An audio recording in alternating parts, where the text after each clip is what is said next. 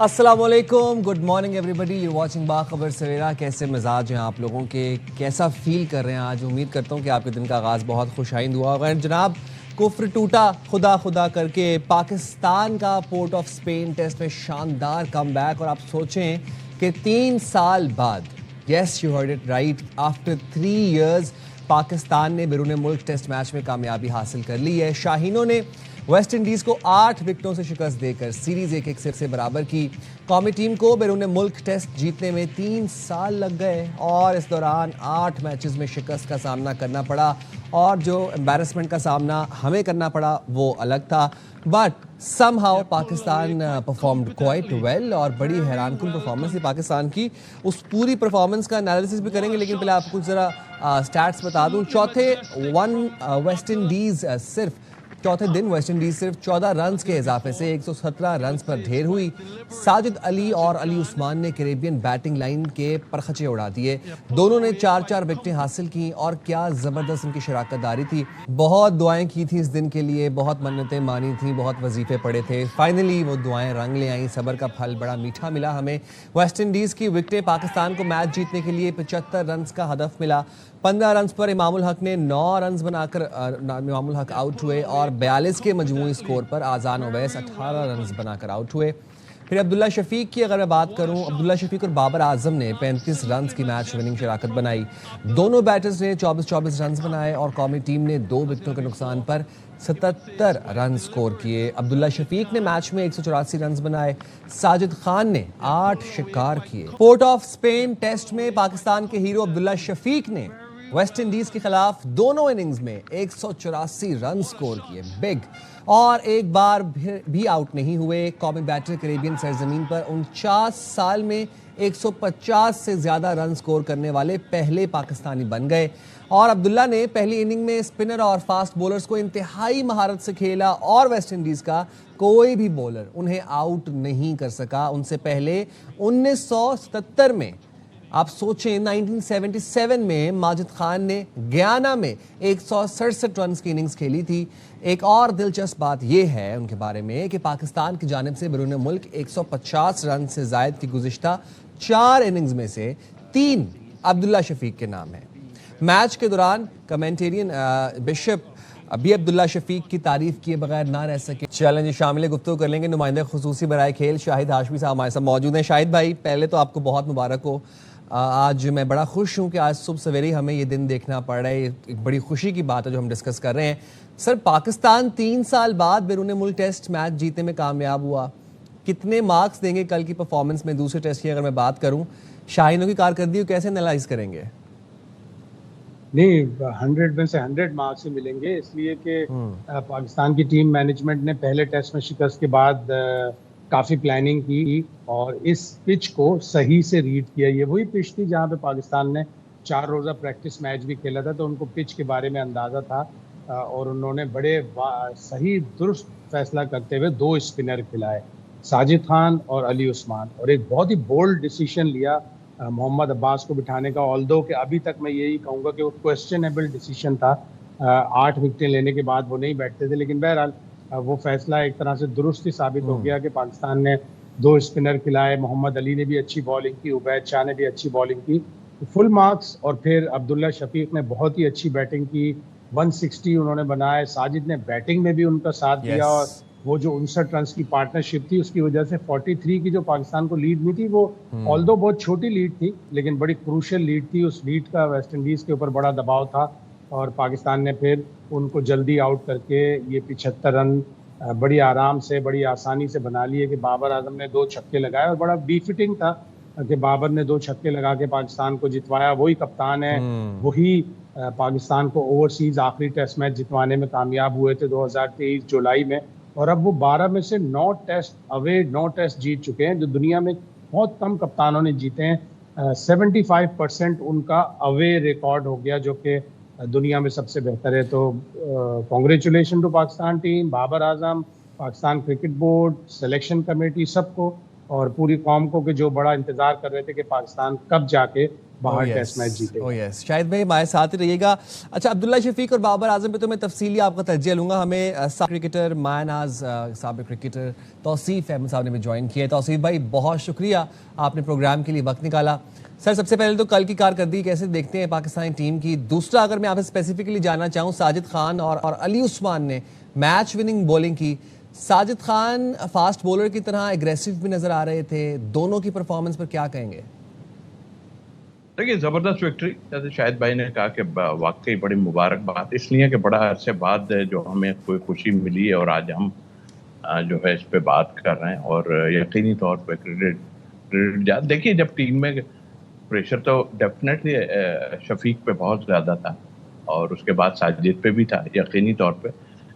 लेकिन जाहिर है कि अब आपको सोचना पड़ेगा कि किस वक्त किसको खिलाना है। पिछले टेस्ट में भी मेरा ख्याल है कि जो है साजिद खेलता हुआ बनता था और यहाँ पर शाहिद भाई ने ज़रूर बिल्कुल थोड़ा सा वो किया ज़रूर है, लेकिन अब्बास का ड्रॉप होना मुझे नहीं समझ आती। किसी यंगस्टर को अगर आप चांस देते हो तो आप अच्छी जगह पे दे दो उसको चांस। इंग्लैंड ले जाके आप उसको दे देते तो ज़्यादा बेहतर था। लेकिन अब्बास का बैठना मेरी नज़र में अच्छा है, बहुत मुबारक, बहुत ज़बरदस्त क्रिकेट खेली। और मैं समझता हूँ कि यंगस्टर आज़ान जो है उसने एक्सीलेंट, मैं वो भी अंडर प्रेशर डेफिनेटली होगा, लेकिन उसने बहुत ज़बरदस्त 50 किए हैं और नज़र आता है कि वो आगे चल के खेलेगा।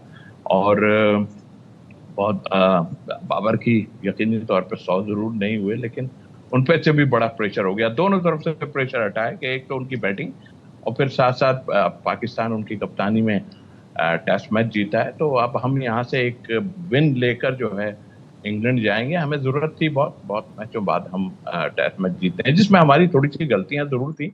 लेकिन अब भी जो चीज़ें नज़र आती हैं, जिस तरह हमने कहा गया कि दो स्पिनर तो यहाँ पे बनते थे, हर लिहाज से बनते थे। बल्कि मैं तो कहता हूँ कि पिछले मैच में भी 2 स्पिनर यकीनी तौर पे बनते थे।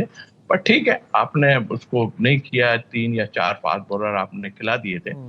लेकिन वो डिसीजन ऐसा नहीं था। वहां पर भी इसी तरह की एक टीम खेलनी चाहिए थी। लेकिन बहुत बहुत मुबारकबाद सबको, और इसलिए कि पाकिस्तान की बड़े अरसे बाद विक्ट्री आई है और हम लोग चाहते हैं कि इसी तरह से पाकिस्तान जो है खेले।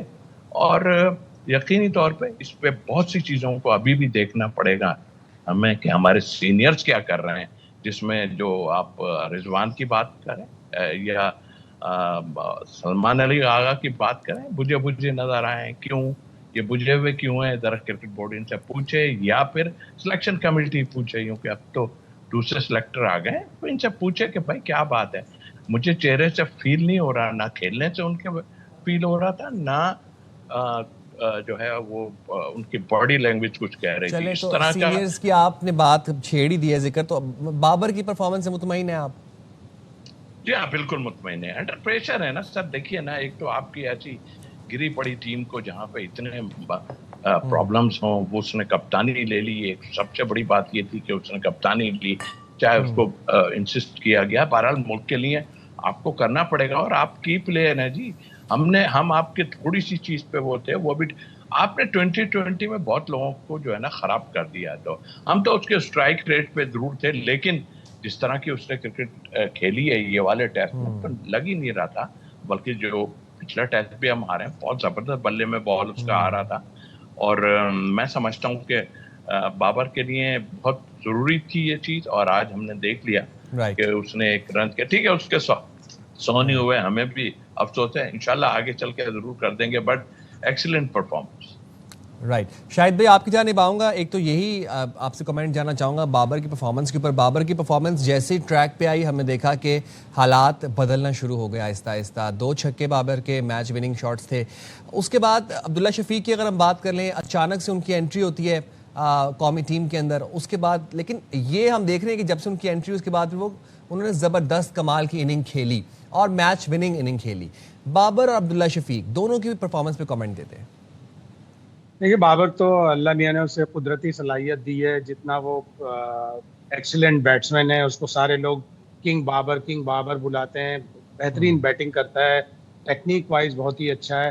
थोड़ा सा अगर उसमें वो वर्ल्ड क्लास प्लेयर है, ऑलरेडी है, और मजीद ग्रेट बनेगा اگر وہ تھوڑی سی ٹیمیڈیٹی جو ہوتی ہے نا، جب وہ سیشن کے بعد آتا ہے، تھوڑا سا اپنے اندر ایک تھوڑا سا خوف آ جاتا ہے. کل جیسے جب وہ بیٹنگ کرنے کے لیے آئے تو ان کو بیٹنگ اچھی کرنی چاہیے تھی، ڈر خوف کی کوئی ضرورت ہی نہیں تھی ان کو. وہ آلریڈی 86 پہ کھیل رہے تھے، 21 گیندیں لی انہوں نے صرف 2 رن بنانے میں، اور پھر ایک غیر ضروری رن لیتے ہوئے رن آؤٹ ہو گئے. وہ اپنے اندر تھوڑی سی ایگریشن، تھوڑی سی بریونیس اور پیدا کریں گے تو دنیا ان کو اور مزید ترقی بھی دے گی، عزت بھی دے گی، گریٹنیس بھی ان کی بڑھے گی.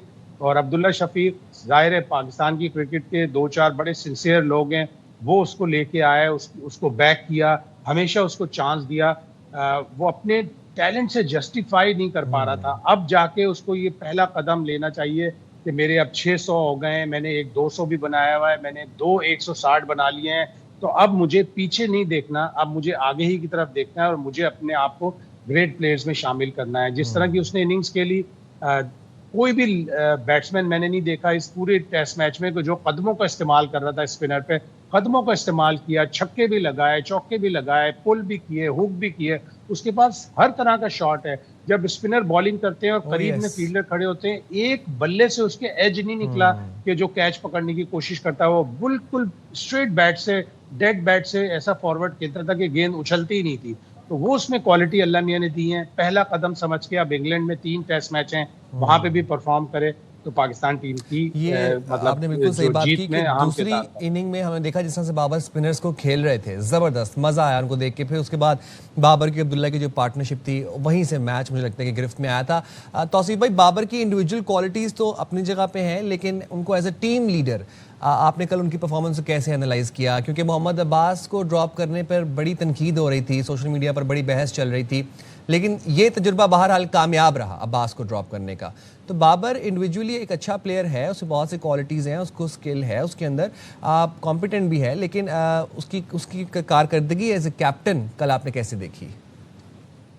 دیکھیے، نہیں، ڈیسیژن تو ٹھیک نہیں تھا. آئی ایم سوری اگر ایسی کوئی بات کہہ رہے ہیں کہ اس کو ڈراپ کرنے سے ہم جیتے ہیں. نو، یہ تو کہیں کی بات مجھے سمجھ نہیں آتی. جہاں تک بابر کا، انہوں نے غلط ڈیسیژن لیا، کسی اور کو بٹھاتے ہیں، وہ دوسرے فاسٹ بالر کو بٹھا دیتے، اس میں کون سی ایسی بات ہے؟ یہ تو کوئی بات نہ ہوئی. ہم صحیح بات کریں تو زیادہ بہتر ہے. اس کی کہیں سے بھی نہیں، اتنی وکٹس لے کے آ رہا ہے. پچھلے میچ میں بھی اس نے جو ہے آپ کو پرفارم کر کے 8 وکٹس لے کے دیے اور میچ ونر تھا.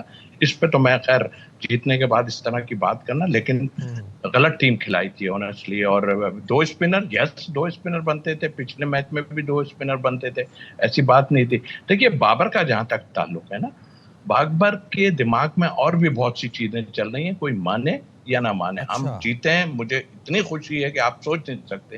اچھا کھیلا ہے. آپ نے شفیق کی بات کی، اس کے ساتھ بھی زیادتی کی تھی انہوں نے. اس کو 20 میں لائے، 20 میں بھی وہ اس طرح کی شاٹیں کھیلتا تھا جیسے ابھی جو ہے شاہد بھائی بتا رہے ہیں. بہت ہی زبردست کور ڈرائیو کھیلتا تھا. سر نظر آ گیا. اتنے پریشر میں نے آج تک کسی کو اتنی بڑی اننگ کھیلتے نہیں دیکھا. اور اسی طرح آپ کانفیڈنس کسی کا شیک کرتے ہو تو اسی طرح شیک کرتے ہو. جو بھی لایا اس کو پہلے کیوں نہیں بھائی آپ رکھے نا، بینچ پہ بٹھا کے تو رکھے نا. ایسا تھوڑی ہے کہ نہیں آپ بٹھا کے نہیں رکھتے بینچ پہ. اب کیا آپ جو ہے نا شان مسعود کو ڈراپ کریں گے؟ نہیں، آپ اس کو بینچ پہ بٹھائیں. یہی ایک طریقہ کار ہوتا ہے جس کو ہم بار بار کہتے ہیں کہ آپ بینچ پہ ایک اور جو ہے بندہ بیٹھنا چاہیے، ایک اور پلیئر بیٹھنا چاہیے، ایک اور بیٹسمین بیٹھنا چاہیے، ایک اور اسپنر بیٹھنا چاہیے، ایک اور مڈل آرڈر بیٹھنا چاہیے. آپ کی جگہیں تو بن رہی ہیں، ایسا نہیں ہے. لیکن جو 20 کی اس میں جا رہے ہیں کہ ہم نے یار اس میں کہاں پھنس گئے ہم ان 4-5 دنوں میں، حالانکہ 4 دن میں میچ ختم ہو گیا. اب ہم سوچ رہے ہیں کہ 20 کی طرف ہم بھاگیں. یہ 2-3-4 پلیئر تو 20 کی طرف بھاگنا چاہ رہے ہیں. تو ایسا نہیں ہے. اور میں ایک چیز اور ریکویسٹ کروں گا کہ اتنا کچھ ہوا ہے، ٹھیک ہے، ڈومیسٹک کرکٹ نہیں ہوئی ہے، اپنی جگہ ہے. آپ سینٹرل کانٹریکٹ اناؤنس کر رہے ہیں. سینٹرل کانٹریکٹ میں جو باتیں کی گئی تھیں وہ سینٹرل کانٹریکٹ اناؤنس کریں. کیونکہ ہمارے چیف جو بیٹھے ہیں وہ بابر کو تو اس فارمیٹ میں نہیں لانا چاہتے 20 میں، اور وہ ڈراپ بھی نہیں کر سکتے. میں آنیسٹلی بول رہا ہوں، کسی کو بھی وہ ڈراپ نہیں کر سکتے. ہاں، آپ ایسے پلیئر لے کے آئے ہیں جو ٹیسٹ میں، جیسے عبداللہ شفیق کو آپ نے کھلایا. آپ خود دیکھ لیجئے، نہ اسد شفیق 20 کے پلیئر تھے، نہ سعود شکیل تھے. زبردستی آپ کھلائے جا رہے ہو ان کو 20 میں. تو آئی تھنک پلیئر کو آپ بگاڑ رہے ہو، خامہ خواہی کے کراس شاٹ لگواتے ہو. لیکن میں نے عبداللہ شفیق میں یہ دیکھا कि उसने कोई ऐसी खच जिसे कहते नहीं मारी, और उसने आप जस्टिफाई किया, लोगों को भी जस्टिफिकेशन दी कि भाई मुझे तुमने गलत बिठाया था, कोई बात नहीं, रन नहीं होते आप बेंच पे बिठा दो, दूसरा प्लेयर साथ रखो इनके पीछे एक प्लेयर जरूर। और बाबर अंडर प्रेशर है, अभी भी इनसाइड उसके 2-3 प्लेयरों की तरफ से कुछ अच्छा कुछ चल रहा है, मतलब आप कह रहे हैं बाबर के जहन में अभी भी कुछ चल रहा है। इस पे भी मैं आपसे तफसीलन बात करूंगा। शाहिद भाई, पाकिस्तान की हमने बात की, वेस्ट इंडीज का जरा जिक्र कर लेते हैं। वेस्ट इंडीज ने तो अपनी मर्जी की पिच बनवाई, लेकिन ये हमने देखा कि फायदा उस पिच का पाकिस्तान ने भरपूर तरीके से उठाया।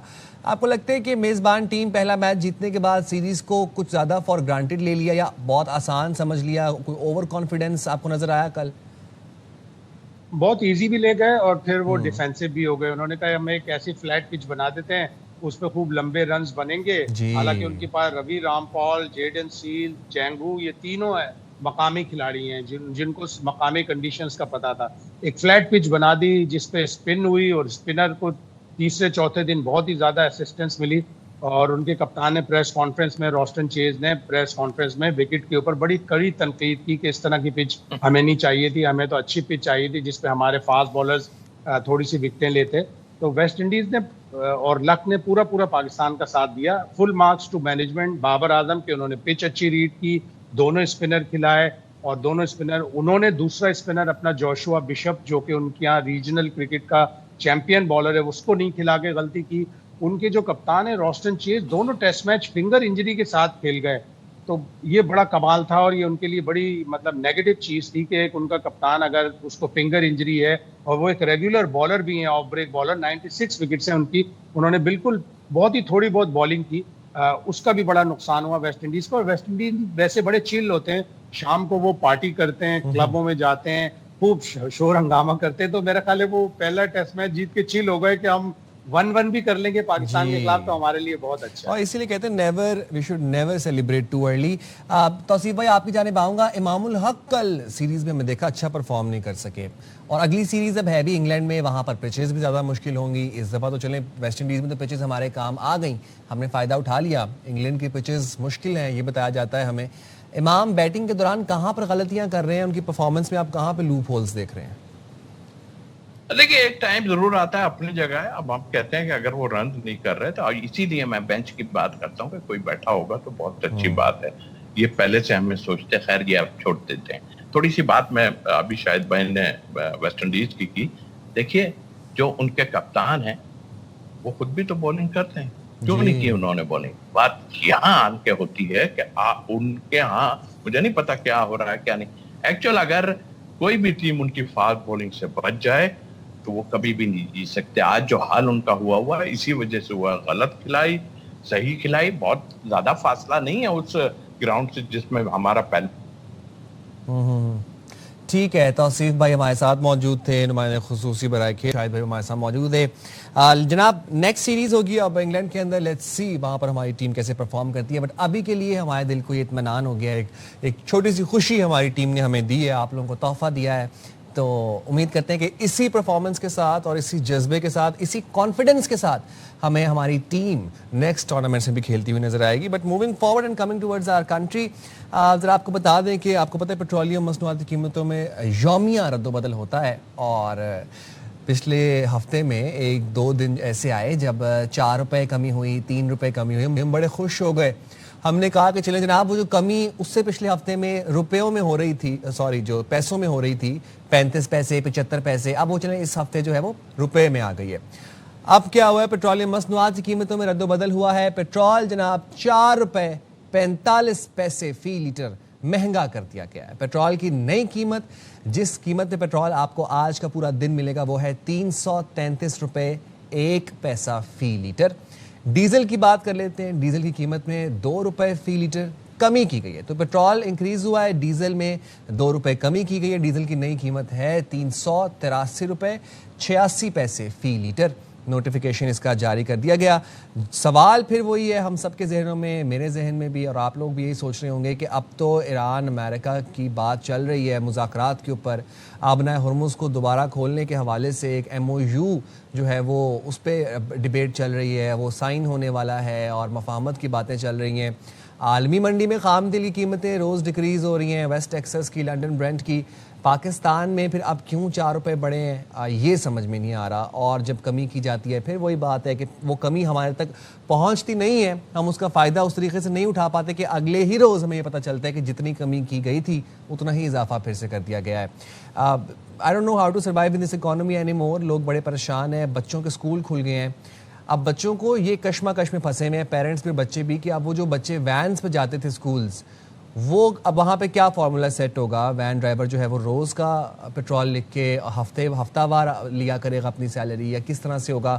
پھر جو لوگ دفتر جاتے ہیں روز, اس کے علاوہ یونیورسٹیز جب جنہوں نے جانا ہے, اور خاص طور پر وہ جو اپنی کنوینس بھی یونیورسٹیز میں جاتے ہیں, جو کیب سروسز یوز کرتے ہیں, ان کے لیے بہت مشکلات ہیں. ان اسٹوڈنٹس کے لیے یقین کریں, اب جب اسٹوڈنٹس سے ملتے ہیں تو بڑے پریشان نظر آتے ہیں. ایک تو ظاہر ہے ٹیوشن فیس اتنی ہیوی ہے ہمارے ملک کے اندر, اس کے بعد پھر کوچنگ ہے, پھر لیفٹ رائٹ, اور اب جو ہے وہ پیٹرول بم بھی اسٹوڈنٹس کے اوپر آ گیا ہے, اور ساتھ ہی ساتھ اور بہت سے طبقے سے متاثر ہو رہے ہیں. ہم لیں گے چھوٹی سی بریک اور حاضر ہوں گے بریک کے بعد. اسٹے دیئر ود اس.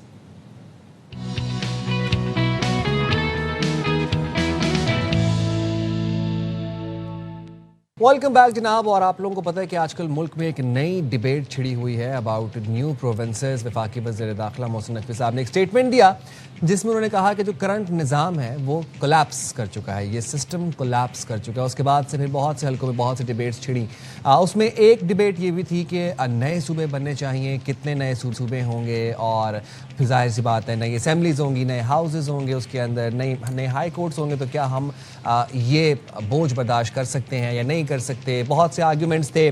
اب جناب ایم کیو ایم پاکستان کے ڈپٹی کنوینر اور وفاقی وزیر صحت مصطفیٰ کمال یہ کہتے ہیں کہ ملک کو بچانا اور چلانا تو کسی کی خواہشات کو دفن کرنا پڑے گا. اب پاکستان میں وہ سکت ہی نہیں کہ خواہشات کا بوجھ اٹھا سکے. پروگرام آن مائی ریڈار میں وہ گفتگو کر رہے تھے اور انہوں نے کہا کہ کراچی کا ہر اہم نظام وزیر اعلیٰ کے پاس ہے. نظام شہریوں کو اونرشپ نہیں دے پا رہا اور خمیازہ ریاست بھگت رہی ہے. تو مصطفیٰ کمال صاحب نے کل بڑی کچھ بیانات دیے, آپ کو ذرا ہم وہ سنانا چاہتے ہیں, ذرا آپ بھی سنیے اور میں بھی سنتا ہوں.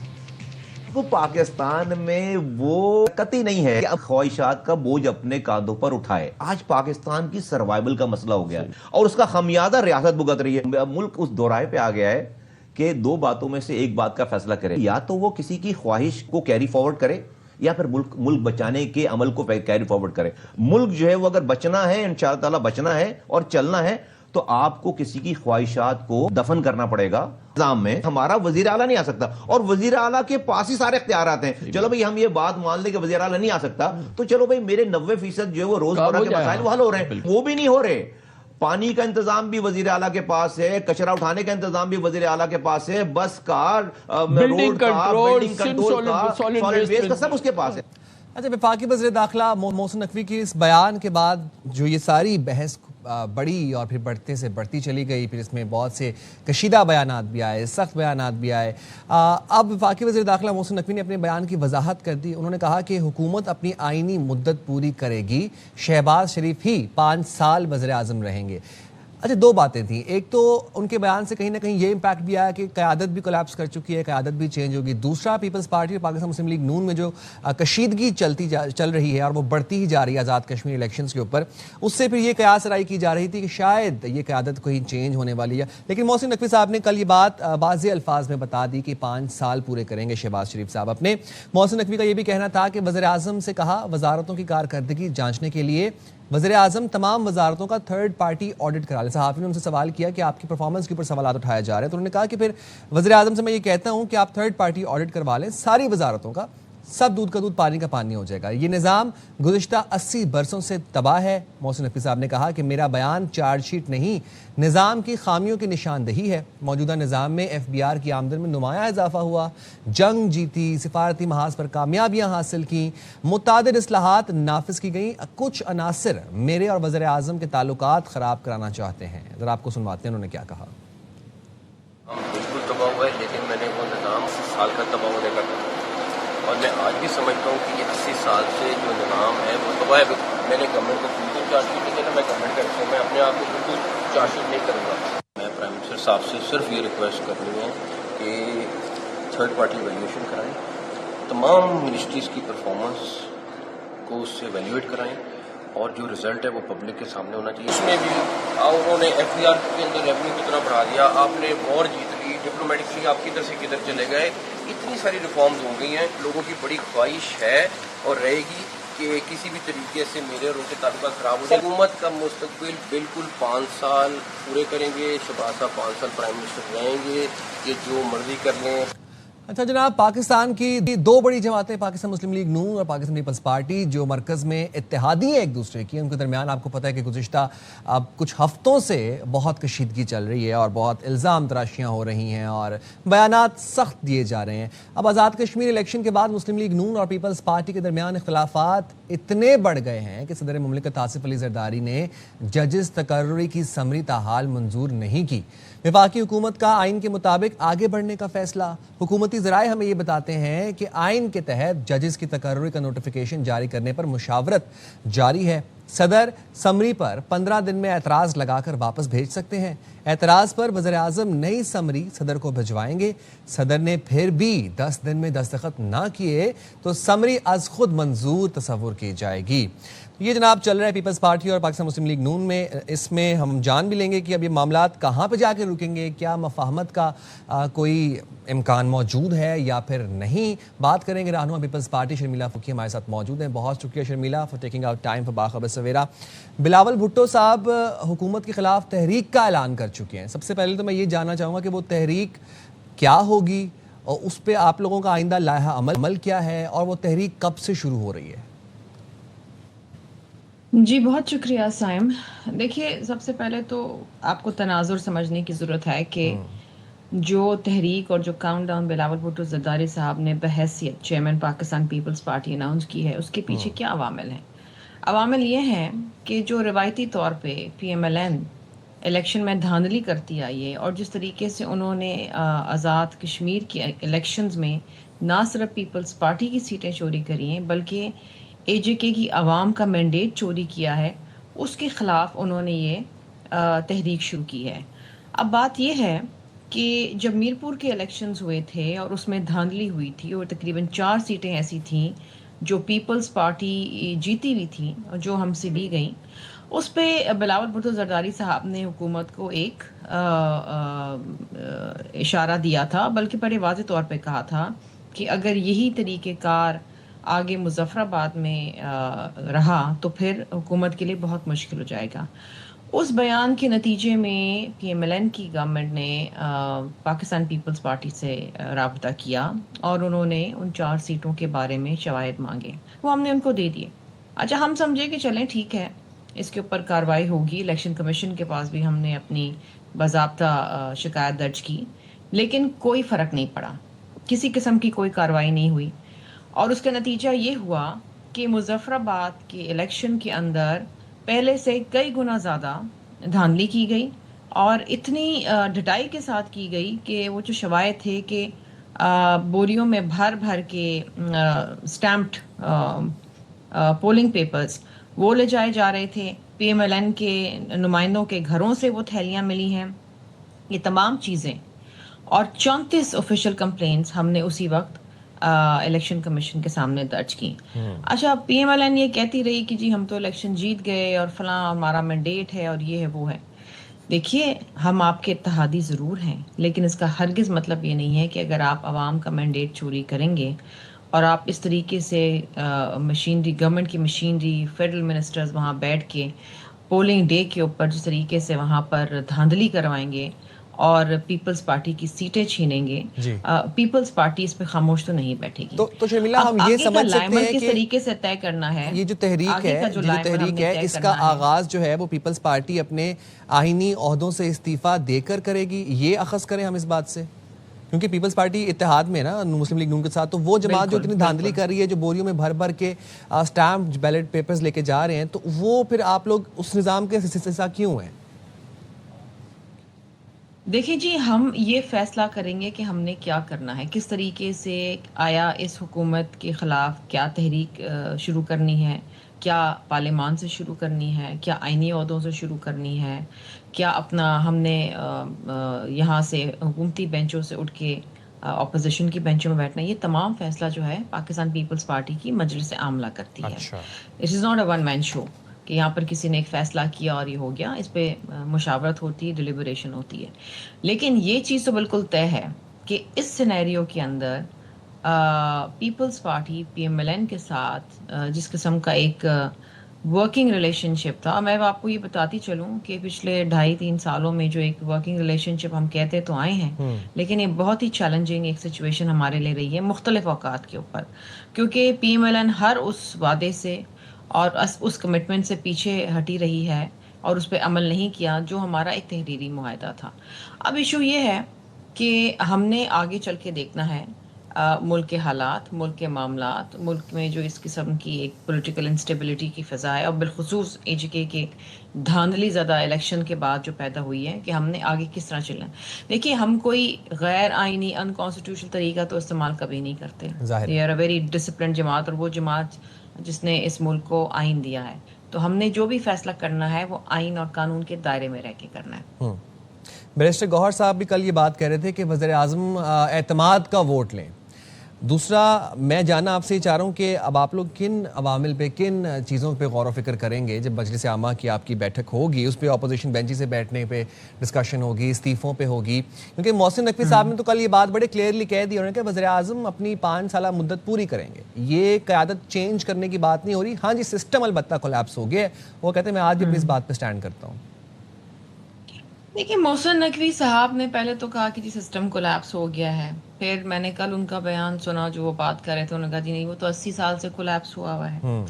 اچھا, لیکن انہوں نے ایک جو بڑی انٹرسٹنگ بات کہی وہ یہ تھی کہ انہوں نے وزیر اعظم صاحب کو مشورہ دیا ہے کہ وہ ایک تھرڈ آڈٹ کروا لیں اپنے تمام وزراء کی کارکردگی کا, تمام منسٹریز کا. دس از ویری انٹرسٹنگ بیکاز دیکھیے, یہ اس کابینہ کا حصہ ہیں اور اس کابینہ میں سب سے طاقتور وزیر محسن نقوی صاحب ہیں.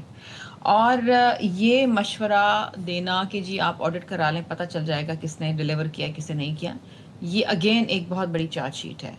بیکاز اس کا مطلب یہ ہے کہ وزیر اعظم صاحب نے جو کل پرسوں کارکردگی مانگی ہے وزارتوں کی, وہ ناکافی ہوگی. وہ یہ تھرڈ پارٹی آڈٹ مانگ رہے ہیں کہ کوئی باہر سے کوئی اس کو آڈٹ کرے اور ایک ان بائس اوپینین آئے.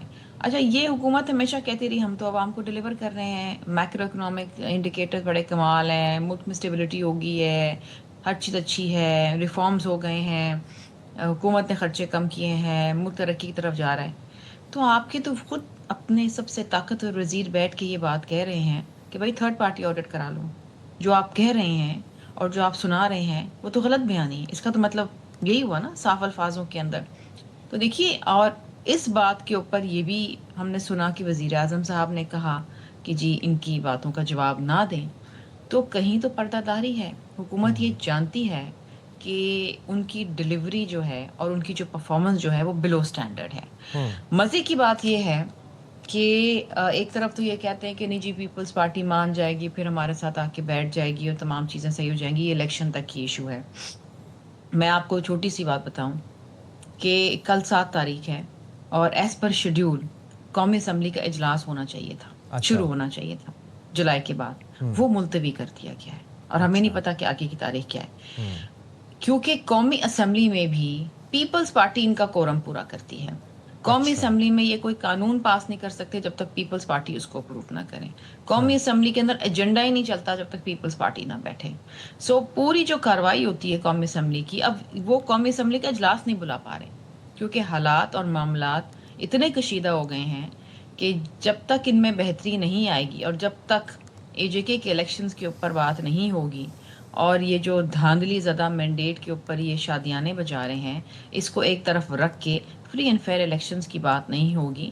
اچھا, اس میں تھوڑی سی شکایت پی ٹی آئی سے بھی ضرور کروں کہ جب یہ اسمبلی جب آئی, ہم نے اوت اٹھایا اور ہم وہاں بیٹھے, تو جو پہلی اسپیچ چیئرمین بلاول بھٹو زرداری صاحب نے کی تھی اس میں انہوں نے پی ٹی آئی کو دعوت دی تھی. انہوں نے کہا تھا کہ جی آپ دھاندلی کرتے ہیں, آپ فارم 45 47 کی بات کرتے ہیں. جب ہم اس طرح بیٹھتے تھے تو ہمیں تو فارم 45 ملتا ہی نہیں تھا. تو آئیں, آج آپ کے پاس ایک اور سنہری موقع ہے کہ آپ ہمارے ساتھ بیٹھ کے انتخابی ریفارمز لے کر آئیں, آپ جوڈیشل ریفارمز لے کر آئیں, ہم آپ کے ساتھ ہیں, آئیں بیٹھیں تاکہ آئندہ آنے والے الیکشن صاف اور شفاف ہوں. پی ٹی آئی نے اس کے اوپر کوئی کان نہیں دھرا ایز یوزول, کیونکہ ان کو قوم اور ملک اور اس کی بہتری میں تو کوئی انٹرسٹ ہے ہی نہیں. اگر اس وقت کچھ ریفارمز ہو جاتے اور بیٹھ کے آپس میں اصلاحات کر لیتے تو شاید آج یہ نوبت نہ آتی. آگے بھی دیکھیے جنرل الیکشنز آنے والے ہیں جی، ہاف ٹرم تو گزر گیا ہے.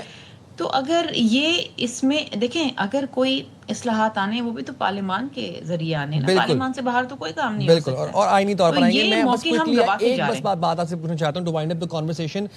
ججز تقرری کی سمری پہ تاحال صدر مملکت آصف علی زرداری صاحب نے سگنیچرز نہیں کیے.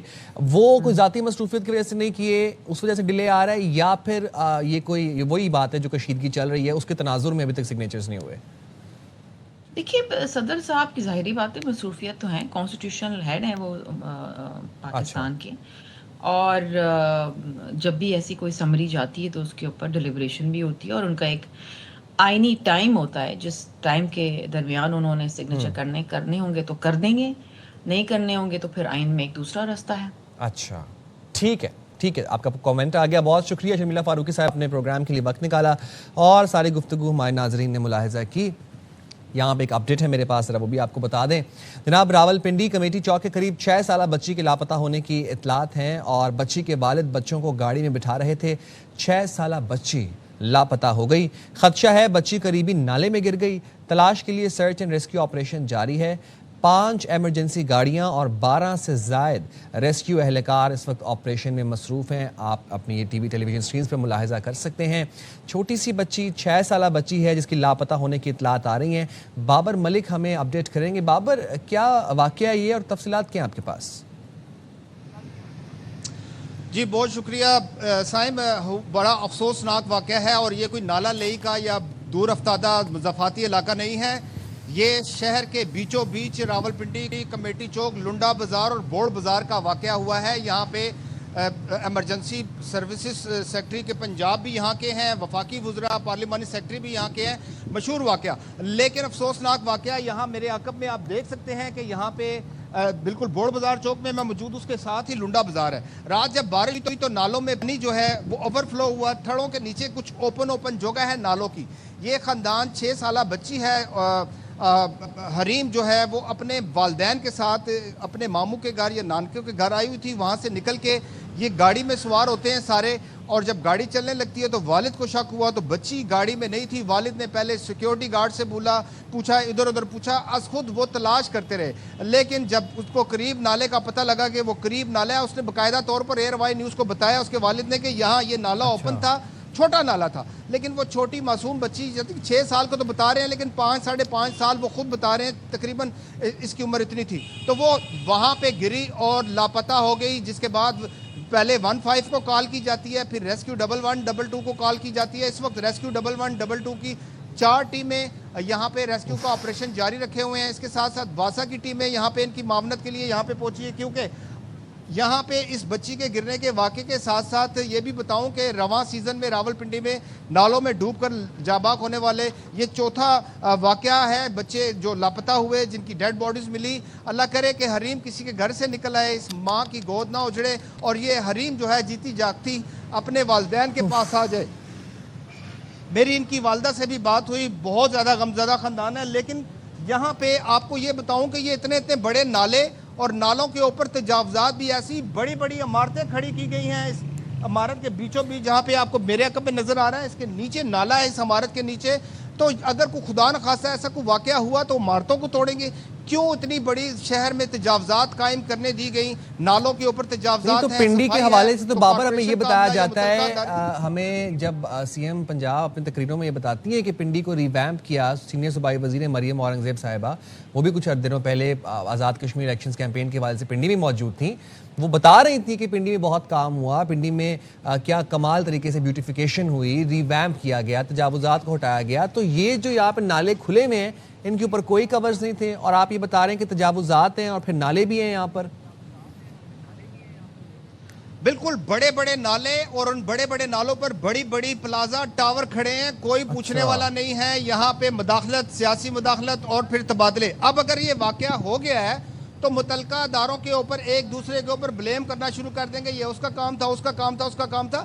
حکومت کا کام ہے وہ عوام کو اگر دعویٰ کرتی ہے تو ان تک رسائی کریں. یہ کوئی نالے والا واقعہ نہیں ہے, یہ چھوٹا واقعہ نہیں ہے. شہر کے اندر, شہر کو بیچوں بیچ लुंडा बाजार, यानी कि शहर के बीच का बाजार है। अगर शहर के बीच के बाजार का, बीच के इलाकों का ये हाल है कि मासूम बच्ची अपने वालिदैन से, अपने रिश्तेदारों से खेलती, खाती पीती घर से बाहर निकलती है, वो गाड़ी में जाने के लिए, अपने घर रवाना होने के लिए, तो वो घर नहीं रवाना होती।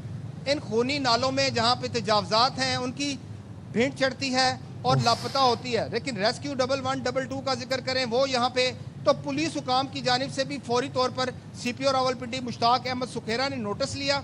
उन्होंने अपनी टीमें पुलिस की मुतहर्रिक की कि जाएं और जाके वहाँ पे रश ना होने दें। जो जिस कदर मुमकिन इमदाद है, उन्होंने कहा, SSP ऑपरेशन को भी कह दिया, सारे यहाँ पे पुलिस की यहाँ पे टीमें भी मौजूद है, मुतलका थाना वारिस खान है वो भी यहाँ पे मौजूद है।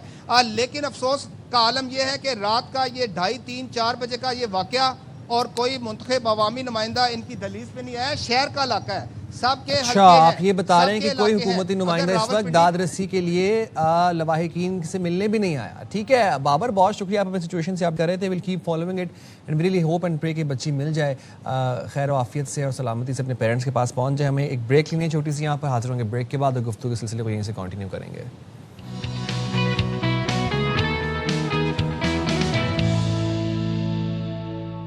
अच्छा जी, आजकल माशरे में हमें वो कुछ देखने को मिल रहा है जो दिलो दिमाग कबूल नहीं कर पाता, जो ना कभी हमने सुना, ना कभी हमने पढ़ा, ना कभी हमें किसी ने बताया।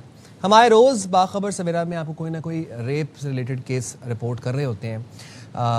कल भी कराची में एक बड़ा इंसानियत सोज वाक़या पेश आया, एक नन्ही बच्ची को ज़्यादती का निशाना बनाया गया और आए रोज़ इस तरह के वाक़यात पेश आ रहे हैं।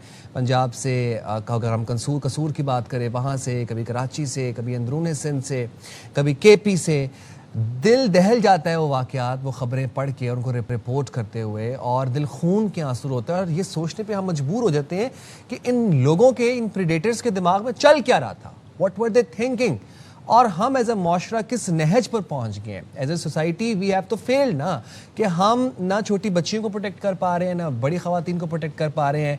लड़कियों को हम रात के टाइम घरों में रखने की बात कर रहे हैं कि वो मगरिब के बाद घर से बाहर ना निकले। हमारे पास ये सोल्यूशन है इस चीज़ का।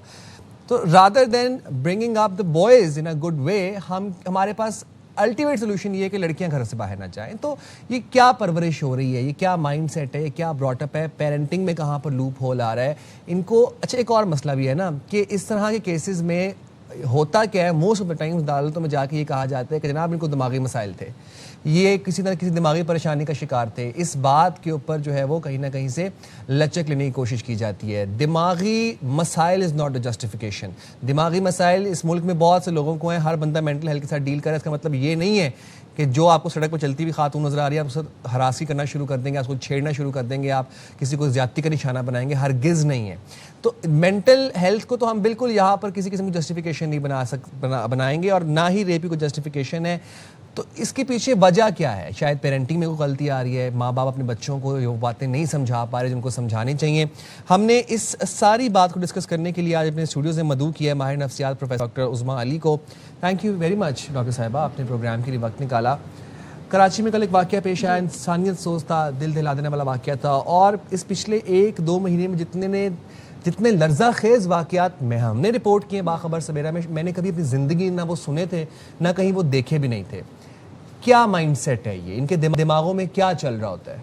देखिए, एक तो सबसे पहले ये जान लें कि वालिदैन तरबियत करते हैं बच्चे की, पहले 5 साल में उनकी शख्सियत बन जाती है, वहीं से वो सही और गलत की पहचान सीख जाते हैं बच्चे ना। समटाइम ये होता है कि आपके अंदर एक कुछ जबलियत होती है, एक तो गलत काम करने की भी, सही काम करने की भी एक डिज़ायर होती है।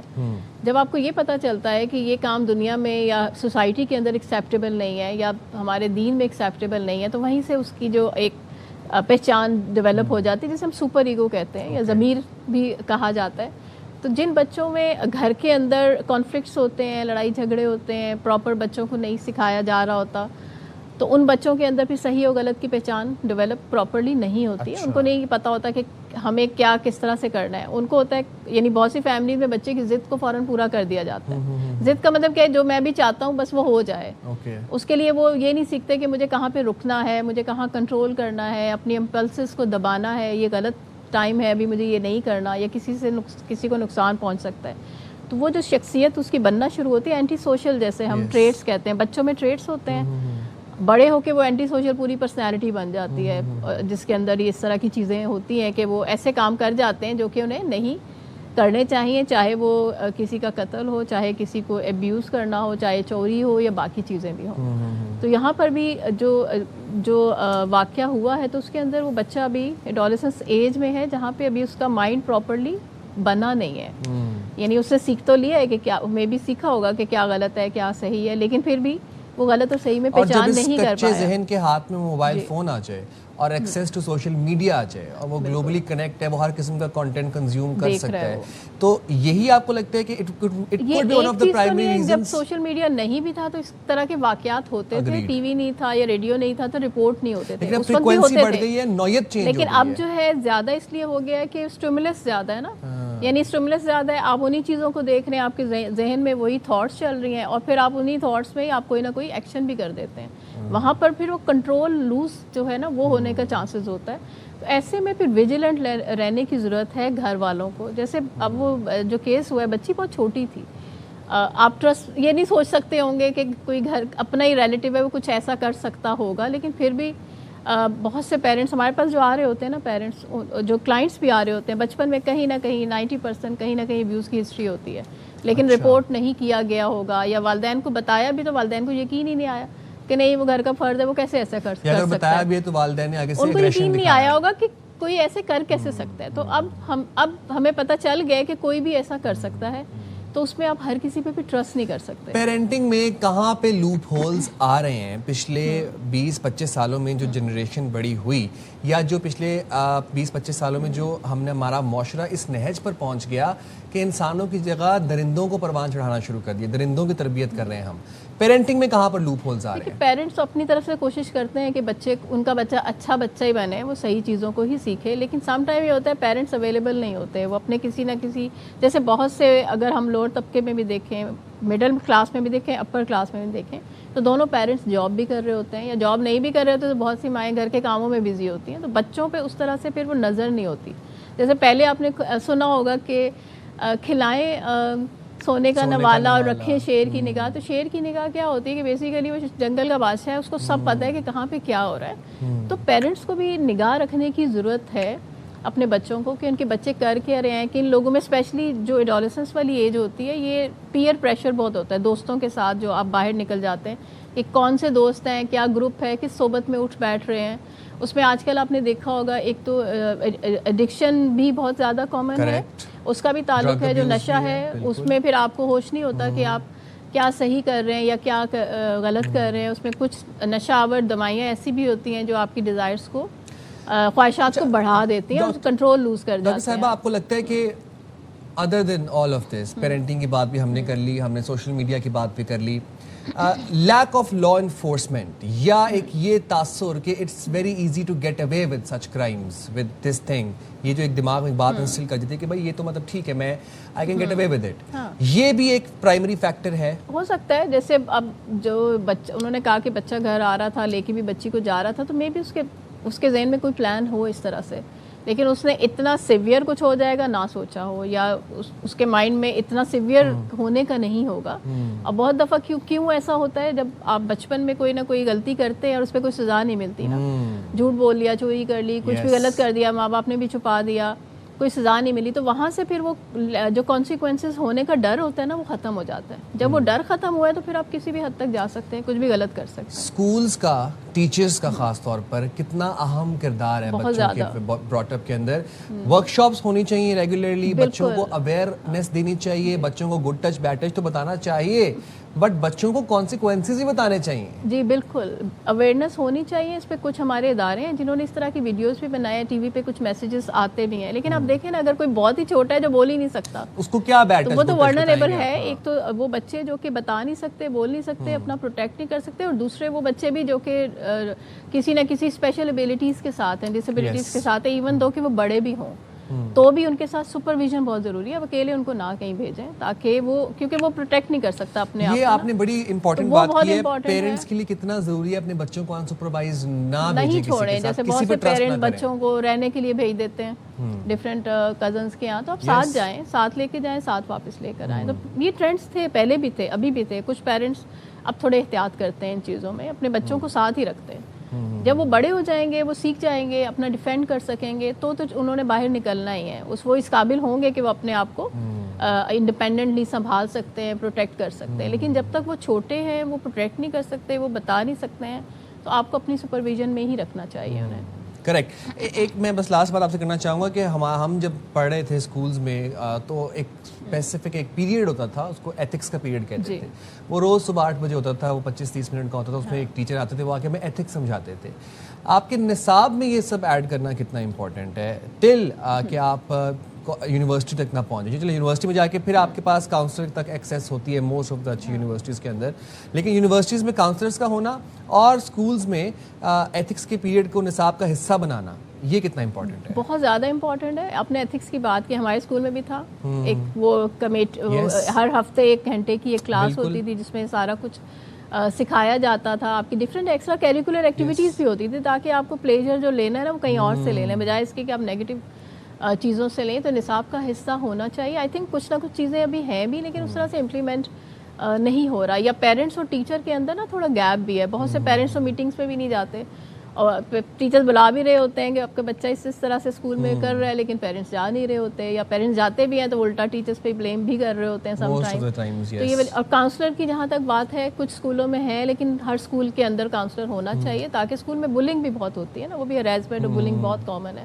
تاکہ بچے ٹائملی رپورٹ کرنا سیکھیں. بچوں کے ساتھ کمیونیکیشن والدین کا بہت اچھا ہے, ٹرسٹ بلڈ کرنے کی ضرورت ہے, تاکہ کوئی بھی ایسی بات جو بچے انکمفرٹیبل فیل کریں تو والدین اتنے اوپن ہو اس کو سننے کے لیے کہ وہ بچہ ان سے کمیونیکیٹ کر سکے. اور بچوں کو فیل ہو جاتا ہے, اگر آپ انکمفرٹیبل کوئی بھی ٹچ بھی ایون اگر ہوتا ہے تو بچے اس کو فیل کرتے ہیں, یعنی وہ ہاتھ چھڑائیں گے, پیچھے کریں گے. تو اگر آپ کو لگ رہا ہے کہ آپ کے بچے کا بیہیویئر تھوڑا سا چینج ہو رہا ہے, وہ پہلے جیسا نہیں رہا ہے, تو آپ تھوڑے سے اور کیئرفل ہو جائیں تاکہ اس چیز کو پروٹیکٹ کر سکیں. Thank you very much doctor صاحب, آپ نے پروگرام کے لیے وقت نکالا.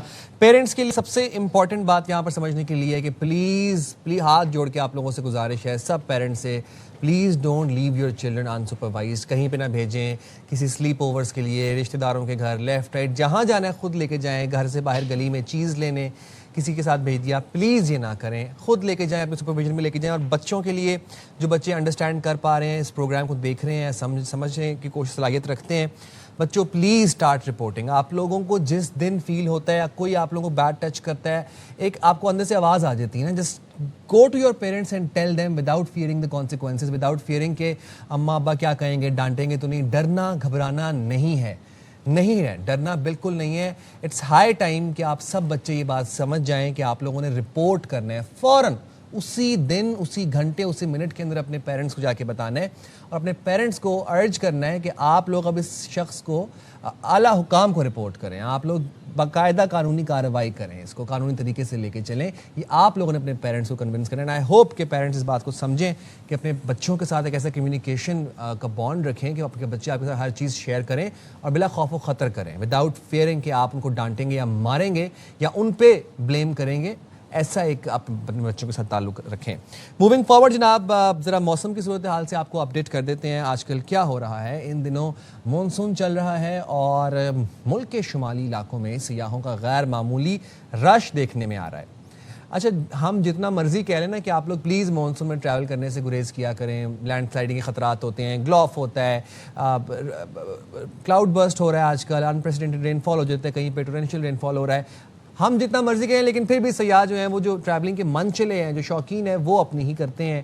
اب ناردرن ایریاز میں سیاحوں کا رش ہے. برف پوش پہاڑ, سرسبز وادیاں, شفاف دریا قدرت کا انمول تحفہ ہیں, اور یہ ہمارے انسانوں کے لیے ہیں. مگر افسوس ہے کہ انہی حسین مقامات پر بعض سیاح اپنی غیر ذمہ داری کا مظاہرہ کرتے ہیں. پلاسٹک کی بوٹلز پھینکتے ہیں, بسکٹس پھینک دیتے ہیں, ریپرز وہیں پھینک دیتے ہیں. اچھا, چپس کے خالی پیکٹس ہوتے ہیں, کھانے پینے کی, مطلب جو انسانی فضلہ ہوتا ہے, کچرا ہوتا ہے, وہ وہیں پہ پھینک کے آ جاتے ہیں. اور یہ صرف ناردرن علاقوں کی بات نہیں ہے, یہ کراچی سی ویو سے لے کے اور یہ دریائے سوات تک یہی سچویشن ہے. آئی ایم سوری بٹ یہی سچویشن ہے. ہم تو اتنے ابھی ہمارے اندر سیوک سینس نہیں ہے کہ ہم اپنی گاڑی میں کھاتے ہیں اور جو ریپر ہے وہ باہر پھینک دیتے ہیں. تو آپ سوچیں ہم وہ لوگ جا کے پہاڑوں میں کیا کر رہے ہیں. یہ آپ جو مناظر دیکھ رہے ہیں, hats of two these youngsters کہ جنہوں نے یہاں پر یہ کلیننگ کر رہے ہیں, اور یہ ہمارے سی وی پہ بھی ہوتی ہے. بہت دفعہ کلیننگ کی جاتی ہے, لیکن اس کے بعد ظاہر سی بات ہے جب تک وہ آپ جاتے رہیں گے وہاں پر لوگ اور وہ جا کے پھینکتے رہیں گے تو پھر کتنی ہی کلیننگ کر لیں, جتنی مرضی کر لیں, گندگی وہاں سے نہیں جائے گی. شہزاد عالم ہمارے ساتھ موجود ہیں, ان سے زیادہ تفصیلات جان لیتے ہیں. شہزاد بتائیے گا کیا سچویشن ہے, اور جو سیاح آتے ہیں وہ کیوں کوڑا دانوں کا, ڈسٹ بنس کا استعمال نہیں کرتے, وہ کیوں کچرے کو پہاڑوں پہ ندیوں کے ارد گرد پھینک کے چلے جاتے ہیں. موسم کی کیا صورتحال ہے یہ بھی آپ سے میں جاننا چاہوں گا. جی بالکل, جہاں پر ملک بھر شدید گرمی لپیٹ میں, اور اگر سوات کی بات کی جائے تو سوات کا یہ خوشگوار موسم اس وقت منگورہ شہر اور بالا علاقوں میں سرد ہوائیں چل رہی ہے, گہرے بادل چھائے ہوئے ہیں, اور جو خوشگوار موسم ہے اگست کے مہینے میں انہی موسم کو دیکھنے کے لیے ملک کے مختلف علاقوں سے بڑی تعداد میں سیاحوں نے بالائی سوات کا رخ کر لیا, اور انہوں نے سیاحتی علاقوں گبین, جبہ, مرغزار, بحرین, کالام, ملم جبہ, مہوڈن اور دیگر علاقوں میں ڈیرے ڈال دیا. لیکن افسوس کے ساتھ کہنا پڑ رہا ہے کہ جو سیاح آ رہے ہیں وہ انہی سیاحتی مقامات, انہی خوبصورت وادیوں میں کچرا, گند وہ جگہ جگہ پر پھینک کر ماحول کو خراب کرنے اور اس کو آلودہ کرنے کی کوشش کرتے ہیں. ضلع انتظامیہ کی جانب سے ان کے لیے بار بار ہدایات جاری کیے گئے. جو کالام کا جنگل ہے اس میں ڈسٹ بین لگائے گئے ہیں, لیکن جو سیاح آتے ہیں وہ ان کا کوئی خیال صفائی اور اس کا کوئی خیال نہیں رکھتے, تو اس وجہ سے جو خوبصورت وادی ہے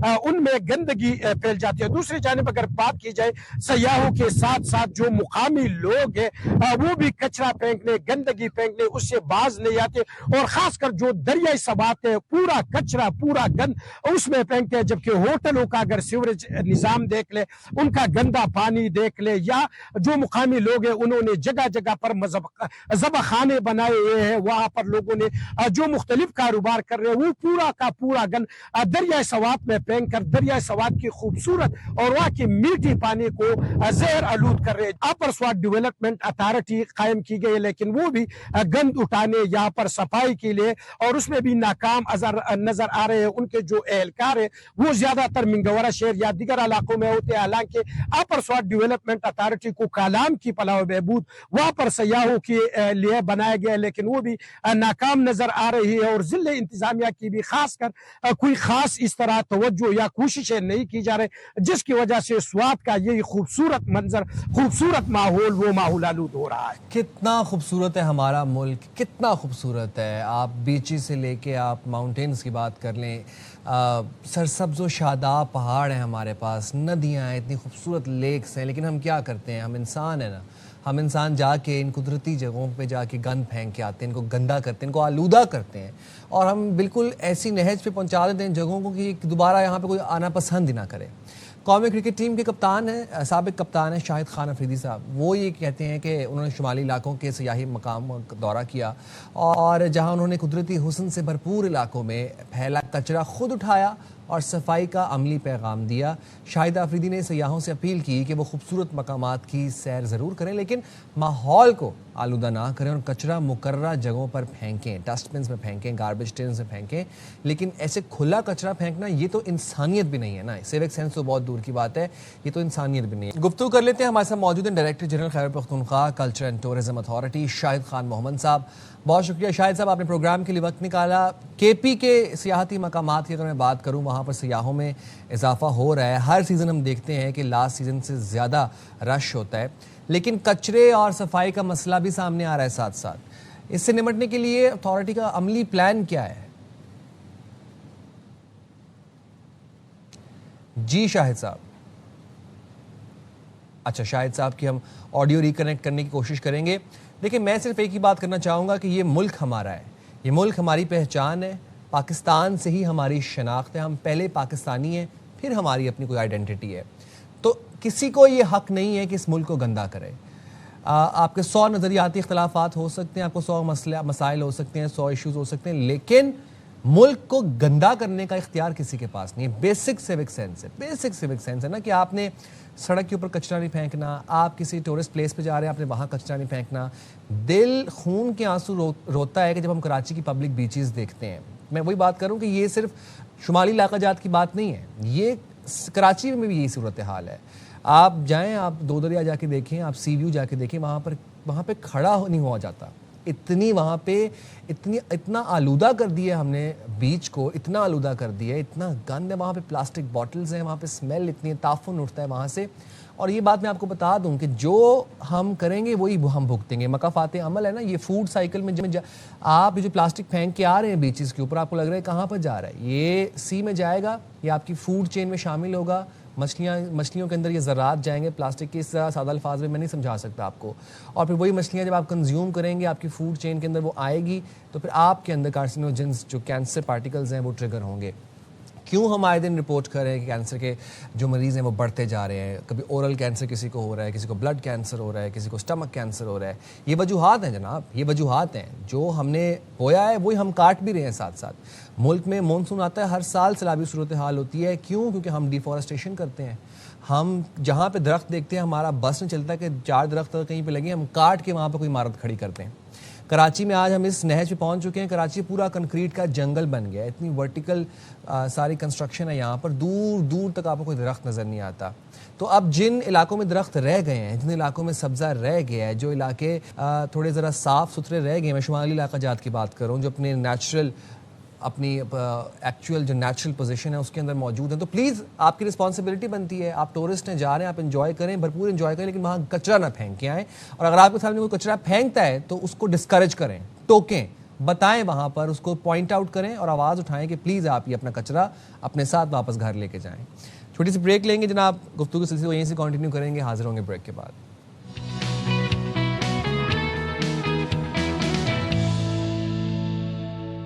चलें जी, अब आपको बताते हैं कि सुप्रीम कोर्ट ने लाड़काना में कुंडे के जरिए बिजली की फराहमी और चोरी पर शदीद बरहमी का इजहार करते हुए एमडी सेप्को को इंक्वायरी का हुक्म दे दिया।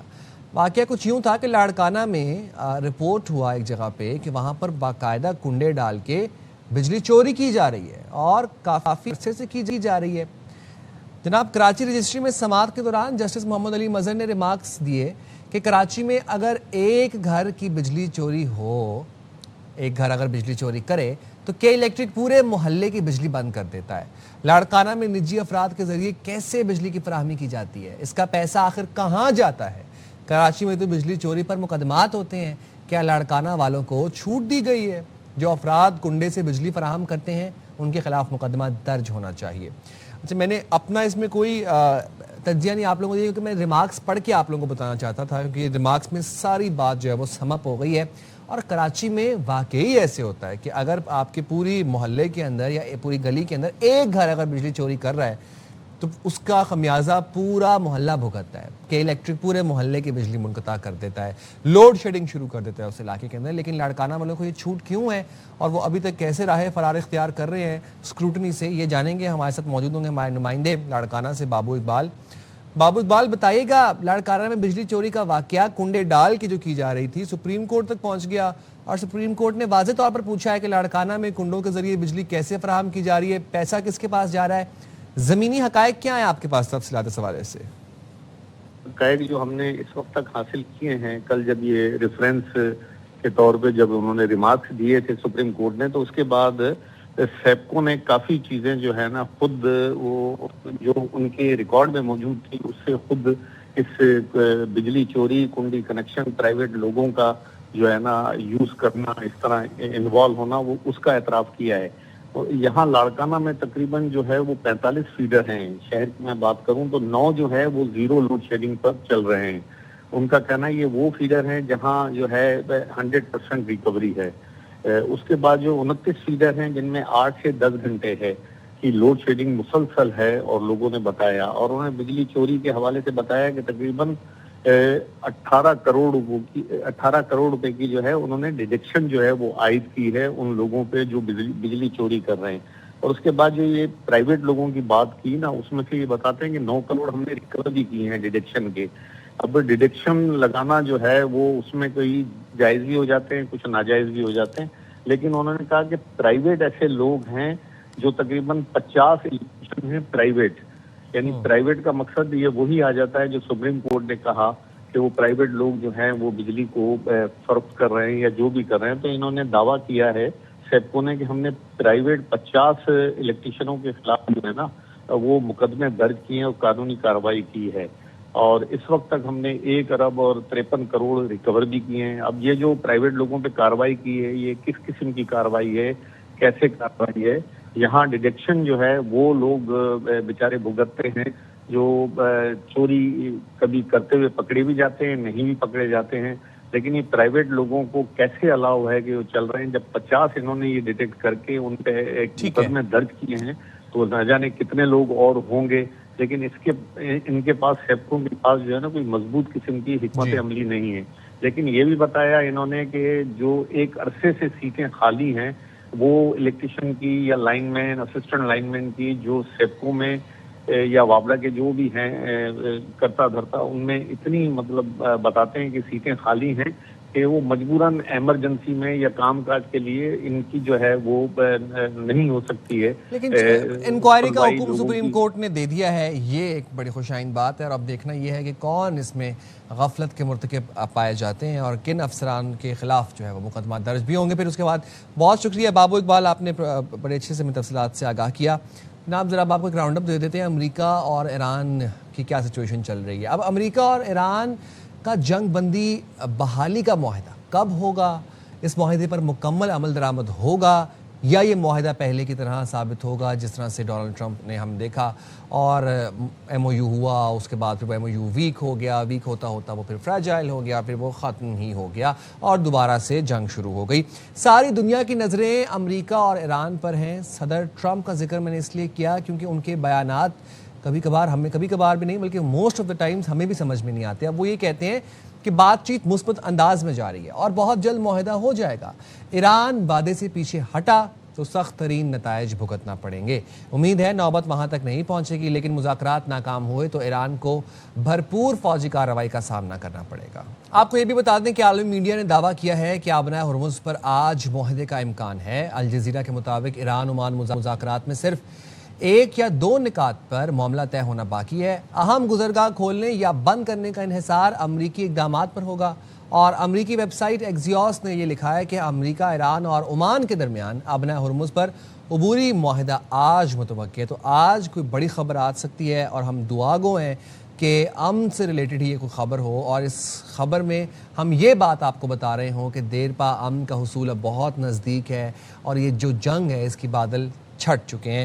جناب بات کر لیں گے, ہمارے ساتھ اسی حوالے سے بات کرنے کے لیے موجود ہوں گے بریگیڈیئر ریٹائرڈ وقار حسن خان صاحب. بہت شکریہ وقار صاحب. سر, آج ایران امریکہ جنگ بندی معاہدہ متوقع ہے. جاننا میں آپ سے یہ چاہ رہا ہوں کہ واٹ میکس دس معاہدہ ڈفرینٹ, اس میں نیو کیا ہونے جا رہا ہے, اور ہم کن نکات کے اوپر یہ کہہ سکتے ہیں کہ جناب پچھلے معاہدے سے یہ معاہدہ زیادہ مضبوط ہوگا اور اس کے اوپر سٹک کریں گے دونوں فریق. جی thank you Sain for taking me. بسم اللہ الرحمن الرحیم. آئی تھنک جو اس لڑائی کو وپ لیش وار بھی کہا جا رہا ہے, بیکاز اس کے اندر آپ دیکھیں کہ ایک ہاسٹیلیٹیز بریک آؤٹ ہوتی ہیں, لڑائی ہوتی ہے, پھر خاموشی, اور پھر پیس کی طرف, پھر دوبارہ ایک سائیکل شروع ہو جاتا ہے. اور پہلے بھی ہم نے بات کی تھی کہ جو تکون ہے لڑائی کی, جس میں پریزیڈنٹ ٹرمپ ایک کونے میں ہے, IRGC ایک کونے میں, اور نیتن یاہو جو ہے, یہ تینوں انسٹیبل کونے ہیں, اور وہاں پیس مینٹین کرنا تھوڑا مشکل ہوتا ہے, بیکاز کوئی بھی جو ہے لٹ سے کونا جو ہے وہ ہل سکتا ہے. پھر ان کے نیچے ایک پورا سٹرکچر ہے ریجن کا, جس کی 7-8 اینٹیز ہیں. GCC ہے, حزب اللہ ہے لیبنان میں, اور ہوتیز ہیں یمن میں, اور پھر 3 چوک پوائنٹس ہیں. تو اس لحاظ سے یہ بڑا ڈیفیکلٹ آپ کہہ لیں ریجنل انوائرمنٹ ہے. لیکن آئی تھنک ابھی جو چیزیں سامنے آئی ہیں اس میں 2-3 وجوہات بیان کی جا رہی ہیں.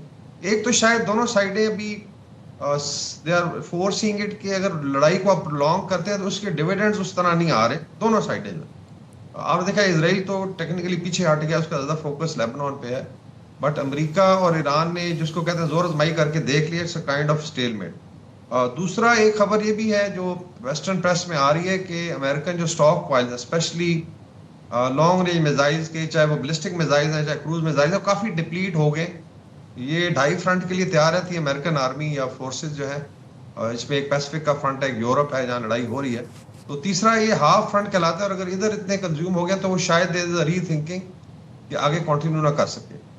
لیکن اس کے اندر تھوڑا سا ایلیمنٹ IRGC والی سائڈ پہ بھی ہے کہ وہ بھی آئی تھنک جو ملٹری کو as instrument of policy use کر رہے ہیں، وہ سمجھتے ہیں کہ ہم زیادہ گین کر لیں گے، لیکن اس میں ایران کا بھی نقصان ہوا ہے. پھر ریجنل کنٹریز آپ کو پتہ ہے پہلے بات ہوئی ہے، ایویشن روٹس افیکٹڈ ہیں، انرجی سپلائز افیکٹڈ ہیں، اور پوری دنیا پریشان ہے. میرے خیال ان حالات میں ابھی جو بات ہو رہی ہے 60 ڈیز کی، اس میں بالکل وزن ہے، but we can be actually cautiously optimistic اس کو کہتے ہیں کہ اللہ کرے گا اس میں پاکستان، سعودی عربیہ اور قطر کا ایک بہت بڑا رول رہا ہے، جو چاہتے ہیں کہ چیزیں امن کی طرف جائیں. اور پریزیڈنٹ ٹرمپ کی ٹون میں بھی ابھی تھوڑی سی آپ کہہ لیں ریٹورک کم ہوا ہے. ریٹورک کم ہوا لگ تو رہا ہے ہمیں، لیکن سر ہم یہ بات بھی نہیں بھول سکتے کہ اس پورے ڈائنامک میں، اس ایکویژن میں اسرائیل بھی ایگزسٹ کرتا ہے، اور اسرائیل امن تو بالکل نہیں چاہتا، اور بارہا ہم نے دیکھا ہے کہ امن معاہدوں کو سیبوتاژ کرتا رہا ہے. اسرائیل کا اس ایکویژن میں ہوتے ہوئے آپ کیا سمجھتے ہیں کہ یہ معاہدہ کتنا دیر پا ہو سکتا ہے؟ یہ اپیرنٹلی یہی لگ رہا ہے کہ جو تو اسرائیل کی نیبرہڈ ہے اس میں زیادہ فوکس ہے اس کا، اور شاید ابھی جب نتنیاہو وہاں گیا تھا پچھلے دنوں وائٹ ہاؤس، تو وہاں سے بھی شاید کچھ خبریں لیک ہوئی کہ they are planning a joint attack. پھر یکدم پریزیڈنٹ ٹرمپ نے کہا جی میں نے روک دیا. تو یہ وہی وپ لیش وار والی آئی تھنک اسٹریٹجی ہے کہ آپ جو ہے ہاسٹیلٹیز کا سہارا لیتے ہیں، ملٹری پاور یوز کرتے ہیں، پھر یکدم آپ سڈنلی آپ کہہ لیں کہ اس کو روک کے اور امن کی بات کرتے ہیں، اور شاید یہ ٹیسٹنگ ہوتی ہے. تو وہی ہے ایکچولی اس ٹرائنگل کے تینوں کارنر انسٹیبل ہیں، چاہے وہ نتنیاہو ہو، پریزیڈنٹ ٹرمپ یا ان کی ایڈمنسٹریشن ہے، یا ملٹری اسٹیبلشمنٹ ہے، اور ادھر IRGC ہے. تو دیٹس وائی آپ دیکھیں گے کہ کہیں نہ کہیں جو ہے امبیلنس آ جاتا ہے. بٹ ڈیفینیٹلی اسرائیل پہ بھروسہ نہیں کیا جا سکتا. دے ول بی ویٹنگ، جس کو کہتے ہیں کہ یہ چھپ کے وار بھی کر سکتے ہیں. دیٹس وائی ایران تھوڑا کانشیس. لیکن آئی تھنک ابھی دیر از اے ریئلائزیشن ان ایرانین پولیٹیکل لیڈرشپ کہ اگر اس کو پرولونگ کرتے ایران کا بھی کافی زیادہ نقصان ہے. پھر جو ڈیویڈنڈس تھے آئی وڈ سے کہ جو سید علی خامنہئی شہید کا جو آخری رسومات تھی، یہ پیک تھی ایران کی پرسیپشن کی، اور کافی لوگ سپورٹ کر رہے تھے، وہ بھی آہستہ آہستہ جو ہے کم ہو رہی ہے. ابھی دیکھیں کچھ شپنگز پہ اٹیکس ہوئے اور انانومس قسم کے اٹیکس ہیں.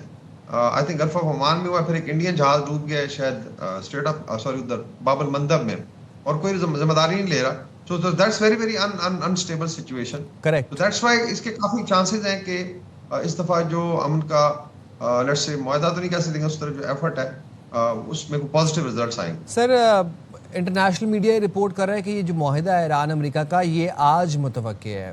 ایکزیوس اٹ سیلف یہ بات رپورٹ کر رہا ہے. جاننا میں آپ سے چاہ رہا ہوں کہ یہ جو معاہدہ ہے یہ مرحلہ وار ہوگا، اور پہلے مرحلے کے اوپر آبنۂ ہرمز کو ری اوپن کرنے کے حوالے سے MOU پر سائن ہوگا، یا پھر یہ ایک مجموعی طور پر MOU ہوگا جس کے اوپر بس جنگ بندی سے ریلیٹڈ اور ایز اے ہول اس جنگ کو ختم کرنے کے اوپر سگنیچرز ہوں گے؟ آئی تھنک اس کے جو انڈر لائننگ فیچر تھے وہ تو اسلام آباد جو ہوا تھا میمورینڈم تھا اس کے اندر لکھ دیے گئے تھے. آئی تھنک 12-13 پوائنٹس تھے، لیکن کرٹیکل وہی ہے اسٹریٹ آف ہرمز کا کھلنا، ایران کو لیٹ سے کیسے کمپنسیٹ کیا جائے گا، اور نیوکلیئر ایشو کے اوپر کیسے آگے بڑھا جائے گا نیوکلیئر ڈرون پرولیفریشن پہ. تو یہی آئی تھنک چیزیں، باقی تو کوئی بون آف کنٹینشن نہیں رہ گئی، زور آزمائی ہو گئی ہے. تو میرے خیال میں یہ جو ہے اسی کی کنٹینیوٹی ہونی چاہیے. اور اس میں جو ہے یہ بھی خبر ہے کہ شاید کیونکہ پہلے پرومس کیا گیا تھا $300 بلین ایران کو کمپنسیشن ملے گی جو وار ڈیمیجز ہوئے ہیں، ناٹ ریئلی اپنا چارجز بٹ ڈیمیجز ہیں. اس میں گلف ممالک نے بھی کہا کہ ہم بھی کمپنسیٹ کریں گے over a period of time. ابھی یہ خبر بھی ہے کہ شاید کچھ جو ہے ایران کو اس کے اوپر ٹول تو نہیں کہیں گے، لیکن کچھ انکم جو ہے ان کی $1 پر بیرل کے حساب سے ان کو ملتی رہے، وچ از اے لاٹ. اگر آپ کیلکولیٹ کریں تو ملینز آف ڈالر، وہ millions of barrel daily flu کرتا ہے. تو یہ بھی دیکھنا ہے کہ کس طریقے سے یہ چیزیں آگے بڑھتی ہیں. لیکن کرٹیکل کردار 3 ہی ممالک کا اس میں نظر آ رہا ہے، پاکستان ہے، سعودی عربیہ ہے اور قطر ہے. اس کے پیچھے پھر بیک اپ ہے مڈل ایسٹرن پاورز ہے، مصر ہے، ترکیہ ہے، چائنیز ہیں ہمارے دوست، and I am sure even UAE. تو لیٹس سی کہ چیزیں آگے کیسے چلتی. رائٹلی سر، بہت شکریہ وقار صاحب، آپ نے بڑے اچھے سے ہمیں چیزوں سے آگاہ کیا اور اپنا ان ڈیپتھ انالیسس دیا. پاکستان، سعودی اینڈ قطر، خاص طور پر پاکستان، مخلصانہ کوششیں کی جا رہی ہیں اور دن رات کوششیں کی جا رہی ہیں کہ کسی طرح سے یہ جنگ بس اب ختم ہو، اور دنیا کے بہت سے ممالک اب بس تنگ آ گئے ہیں، بیزار ہو گئے ہیں. روز روز جنگ کی خبر آئے، روز آ کے آپ کو بتانا ہے کہ یہاں پہ میزل گر رہا ہے، وہاں پہ ایئر اسٹرائک ہو رہی ہے، اتنے میں ایئر اسٹرائک ہے. اب بس ہو گئی ہے. اب جتنا اکانومیز نے سفر کیا ہے پوری دنیا کی ملکوں کی معیشتوں نے سفر کیا ہے, میرا نہیں خیال کہ ماضی میں کبھی کسی اکانومی نے اتنا سفر کیا ہوگا. پاکستان کی آپ مثال دیکھ لیں, پاکستان میں ہم نے 458 روپیز پر لیٹر پیٹرول بھی پے کیا ہے, ہم نے بھروایا ہے, اور ہم نے اس بے بسی کے عالم میں بھروایا کہ وہ جنہوں نے بھروایا وہی لوگ جانتے ہیں. اور پھر یہاں پر وہی بات ہے کہ ظاہر ہے پھر اس کے نہ صرف پیٹرول کی بات نہیں ہے, جب آپ کے پیٹرول مہنگا ہوتا ہے, آئل آپ کو جب مہنگا آ رہا ہے, آپ کا پیٹرول مہنگا ملے گا, تو آپ کی ملک میں ایک انفلیشن کی ویو آئے گی اور آپ کی اشیاء خورونوش مہنگی ہوں گی. So we just hope and pray کہ یہ جنگ اب بس جلد ختم ہو. اور آج میں ہی آپ کو کوئی خوشی کی خبر سناؤں اور یہ میں آپ کو بتاؤں کہ جناب ایران اور امریکہ کا معاہدہ ہو گیا ہے. اچھا, جب ہم یہ بات کرتے ہیں نا کہ ٹیلنٹ کی کوئی عمر نہیں ہوتی, آپ اسکل کسی عمر میں بھی سیکھ سکتے ہیں, اور کچھ بچے کچھ لوگ گاڈ گفٹڈ ہوتے ہیں, اور اگر وہ اپنی صلاحیتوں پہ کام کریں تو بہت جلد عمر میں بہت چھوٹی عمر میں وہ ونڈرز کر دیتے ہیں, ایسے مارولز کر دیتے ہیں کہ پڑھنے والے دیکھنے والے بھی حیران رہ جاتے ہیں. میں آپ کو ایک قصہ سنانا چاہوں گا. ان کی عمر جناب صرف 18 سال ہے, لیکن کامیابی ایسی ہے کہ دنیا حیران رہ گئی ہے. یہ ہیں امریکہ کے نیتن تھامس. انہوں نے محض 18 سال اور 346 دن کی عمر میں کالج پروفیسر بن کر گینیز ورلڈ ریکارڈ اپنے نام کیا. غیر معمولی ذہانت کے حامل نیتن نے صرف 10 سال کی عمر میں کالج میں داخلہ لیا. امیجن 10 سال کی عمر میں, واو. 18 برس کی عمر میں الیکٹریکل انجینئرنگ میں ماسٹرز مکمل کی, اور پھر اسی ادارے میں تدریس کا آغاز کر دیا. ٹھہرے, مجھے ایک سیکنڈ کو ذرا ایبزارب کرنے دیں, it's too much to process. 18 سال کی عمر میں ماسٹرز الیکٹریکل انجینئرنگ میں کمپلیٹ کر لیا. آج 21 سالہ نیتن نہ صرف آن لائن تدریس سے وابستہ ہیں بلکہ قانون کی اعلیٰ تعلیم بھی حاصل کر رہے ہیں. ان کی کامیابی اس بات کا ثبوت ہے کہ محنت, لگن اور غیر معمولی صلاحیت عمر کی محتاج نہیں ہوتی. اور میں بھی اس چیز کو سپورٹ کرتا ہوں, اور میں بالکل اس چیز کو یہ کہتا ہوں کہ محنت اور اگر آپ لگن سے کام کریں تو آپ کا ٹیلنٹ شوکیس کرنے کے لیے آپ کی کوئی عمر نہیں ہوتی, عمر کے محتاج نہیں ہوتی. پاکستانی خاتون باکسر فاطمہ زہرا نے کامن ویلتھ گیمز میں تاریخی کامیابی حاصل کرتے ہوئے 81 کا تمغہ اپنے نام کر لیا, اور اس اعزاز کے ساتھ وہ کامن ویلتھ گیمز کی تاریخ میں باکسنگ میں تمغہ جیتنے والی پاکستان کی پہلی خاتون باکسر بن گئیں. جبکہ 2014 کے بعد پاکستان نے بھی پہلی مرتبہ کامن ویلتھ گیمز کے باکسنگ مقابلوں میں کوئی تمغہ حاصل کیا ہے. اور گلاسکو میں جاری کامن ویلتھ گیمز میں خواتین کی 60 کلو گرام کیٹیگری کے سیمی فائنل میں فاطمہ کا مقابلہ کینیڈین باکسر سے ہوا, جہاں وہ شکست کے باوجود کانسی کا تمغہ جیتنے میں کامیاب رہیں. کیا بات ہے, ہمارے ساتھ موجود ہے کامن ویلتھ گیمز میں باکسنگ کی bronze medalist Fatima Zahra. Thank you very much Fatima, اور بہت مبارک ہو آپ کی اس کامیابی پہ. آپ کو, آپ نے پاکستان کا نام روشن کیا, ہم سب کو, ہم بہت پراؤڈ ہیں ہم سب آپ کے لیے. تاریخی کامیابی پر آپ کو مبارک تو ہم نے دے دیے, لیکن جاننا میں یہ چاہوں گا کہ تمغہ جیتنے کے بعد سب سے پہلا خیال آپ کو کیا آیا, آپ کے دماغ میں اس وقت کیا چل رہا تھا جب آپ نے پاکستان کا جھنڈا تھاما ہوا تھا اور آپ پوری دنیا کے سامنے پاکستان کا جھنڈا تھامے کانسی کا تمغہ اپنے سینے پہ سجائے ہوئی تھیں؟ میں نے اس دن کے لیے بہت زیادہ محنت کی تھی, اور الحمدللہ جب میں بہت زیادہ خوش تھی. میں نہیں بلکہ پورا پاکستان جو ہے میرے کو سب بہت زیادہ خوش ہے. تو یہ میرے لیے بہت زیادہ جو ہے, میں نے اس دفعہ برانز حاصل کیا ہے, تو میرے دماغ میں بس یہی چل رہا تھا کہ انشاءاللہ نیکسٹ میں نے گولڈ لینا ہے اور اپنے ملک کا جو ہے ترانہ پوری دنیا کے سامنے چلوانا ہے, اور اس فیلنگ کو میں نے فیل کر کیا تھا اس وقت. اچھا, میں جاننا یہ چاہ رہا ہوں آپ سے کہ باکسنگ جیسا سخت کھیل, ایگریسو کھیل, اس کا انتخاب آپ نے کیسے کیا, کب کیا, یا آپ کی فیملی میں کوئی تھا جو آلریڈی باکسنگ کرتا تھا اور آپ بچپن سے ان کو دیکھتی تھیں, وہاں سے آپ انسپائر ہوئیں؟ میری فیملی میں سے میرے سے پہلے تو کوئی بھی باکسنگ نہیں کرتا تھا. میرے جو بابا ہیں وہ اسپورٹس مین ہیں, تو وہ کراٹے کرتے تھے. تو جو میرا باکسنگ کا رجحان ہے, میرے جو بیسک کوچ ہے راہیل عدنان, انہوں نے مجھے باکسنگ کرنے کے لیے فورس کیا تھا. تو میں نے مطلب ایسے کی جو ایکٹیویٹیز کے لیے باکسنگ اسٹارٹ کی تھی. میں نے یہ نہیں سوچا تھا کہ میں اس میں پرماننٹ رہوں گی اور اس میں اپنا کوئی کیریئر بناؤں گی. تو جب میں باکسنگ میں آئی تو بعد میں جو ہے میں نے ایک فلم دیکھی میری کوم, تو اس سے میں بہت زیادہ موٹیویٹ ہوئی اور میں نے باکسنگ کو آگے کیری آن کرنے کا فیصلہ کیا. اور ظاہر ہے ہر کسی کی زندگی میں چیلنجز بھی ہوتے ہیں. فاطمہ, آپ کی لائف میں بھی ہوں گے. آپ نے کیا مشکلات فیس کی ایز اے فیمیل باکسر؟ آپ کو किन रवैयों का सामना करना पड़ा और क्या चैलेंजेस थे आपके लिए? स्टार्ट में तो मुझे जो है अपने रिलेटिव की तरफ से और जिस मोहल्ले में हम लोग रहते हैं उन लोगों की तरफ से बहुत ज़्यादा बैड कमेंट्स का सामना करना पड़ा और बहुत कुछ सुनना पड़ा, मगर उन चीज़ों को मैंने इग्नोर करके गिव अप नहीं किया और मैंने अपने जो है हार्ड वर्क स्टार्ट रखा। तो वो बातें तो बहुत ज़्यादा थी ऐसी, बहुत ज़्यादा ऐसे लम्हे थे जहाँ पे बिल्कुल